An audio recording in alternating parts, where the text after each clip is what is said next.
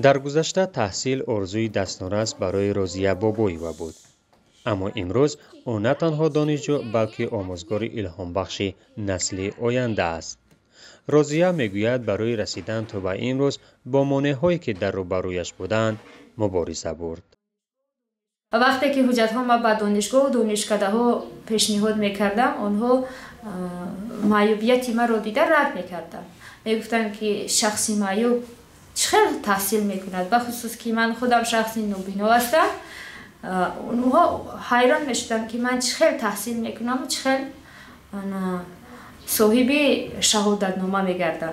زیغ می‌شدم، اما چیکار کردم می‌توانستم. روزیه بابویوا برای دانشجو شدن 10 سال منتظر بود. اخیراً یک تشبث حکومت کشور، آن هم جاری شدن مرکز ملی تستی بود که زندگی روزیه را تغییر داد. با این امکانیت او توانست به آرزوی خود رسد و در کشور اولین معیوبی شد که طریق این نظام عنوان دانشجویی را به دست آورد.